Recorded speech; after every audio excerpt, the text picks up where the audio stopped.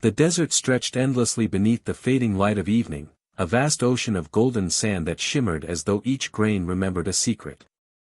My airplane had fallen here, in the middle of nowhere, after an engine failure. For hours, I had worked alone, sweat dripping into the dust, my heart heavy with silence. Then, as the sun began to rise again, I heard a soft, curious voice behind me. "Please, sir," it said, "would you draw me a sheep?" I turned sharply, startled. And there he was, a small boy, standing with quiet dignity, as though the desert had simply dreamed him into being. His hair was the color of sunlight, his eyes wide and bright, like stars that had forgotten to go home. He wore a tiny coat and a golden scarf fluttered around his neck. A sheep? I asked, uncertain if the heat had made me imagine him. "Yes," he said gently, "a sheep. Please." Something in his voice, simple, certain, and innocent, made me take out my notebook. I drew the best sheep I could. He looked carefully at it and shook his head. "No, that one looks too sick." So I drew another. "Too old." I tried again. "This one has horns," he said. "That's a ram." Frustrated, I drew a box instead and said, "This is a box. The sheep you want is inside." The boy's eyes sparkled with joy. "Yes. That's perfect," he cried. That was how I met the little prince. Over the next days, while I tried to repair my plane, the little prince told me his story. He wasn't from Earth at all. He came from a small planet far away, so small that he could watch the sunset 44 times in one day just by moving his chair a few steps forward. On his planet, there were 3 volcanoes, 2 active, 1 sleeping, and a single rose, the most beautiful flower he had ever seen. He spoke of her with a tenderness that softened his every word. "She was born one morning," he said, "just as the sun rose. She was very beautiful, but a little vain." He smiled sadly. "She told me she needed protection from the cold, so I found her a glass globe. But she was proud. She would cough to make me feel guilty. I didn't understand her then. I was too young to know what love was. So, one morning, the little prince decided to leave his planet. He said goodbye to his rose, though it broke his heart. Goodbye, he told her. I have been foolish, said the rose, softly. Please be happy. And put down that glass globe, I don't need it anymore. He looked at her one last time, her petals trembling in the wind, and then he set out to explore the stars. The little prince visited many planets before reaching Earth.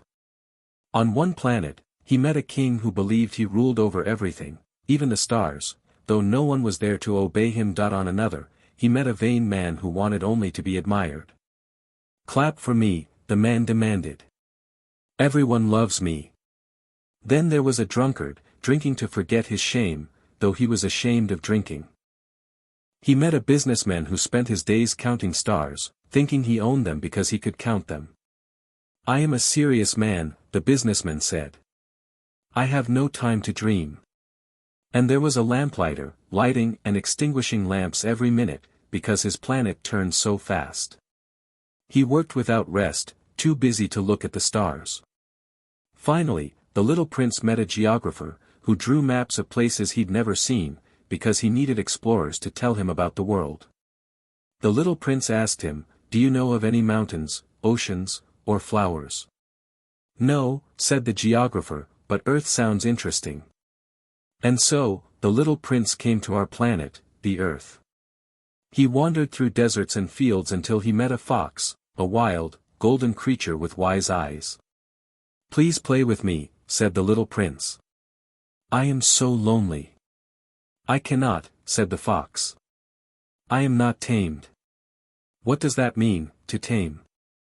It means to form ties, said the fox. To me, you are just another little boy, like 100,000 others. But if you tame me, then we shall need each other. You will be unique to me. The little prince thought about his rose. He realized that although there were thousands of roses on Earth, none of them were his Rose. His Rose was special because he had cared for her, watered her, sheltered her from the wind. So he tamed the fox, spending many days together in golden silence.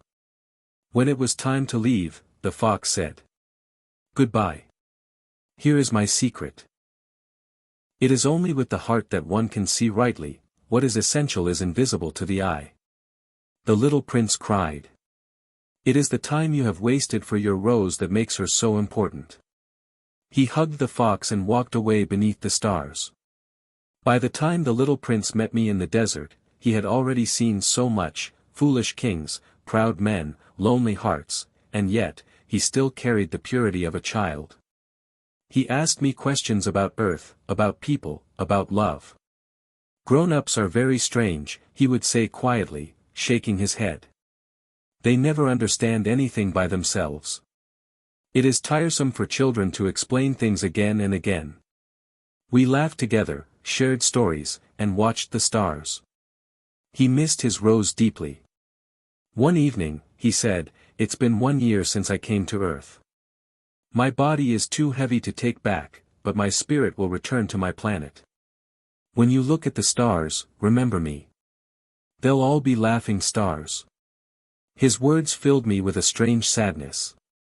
I didn't understand then what he meant, not until the next night, when I found him standing quietly in the moonlight, speaking to a golden snake. "It will only look like I am dying," he told me softly. "But I am not. I will just go home." The snake struck, and he fell gently to the sand, not crying, not afraid, just peaceful. When I looked for him in the morning, he was gone. Years have passed since that night. I repaired my plane and returned home, but I often look up at the sky. Whenever I see the stars, I think I hear his laughter again, clear and childlike, ringing through the night.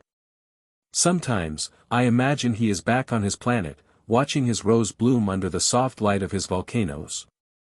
Maybe he still watches sunsets, 44 times in one day. And sometimes, when I close my eyes, I see him standing there in the golden desert, smiling at me, holding his tiny scarf against the wind. The world of adults has forgotten how to see with their hearts. But the little prince taught me, and perhaps all of us, that love, kindness, and wonder are the truest treasures in the universe. Milky Way, it is only with the heart that one can see rightly, what is essential is invisible to the eye.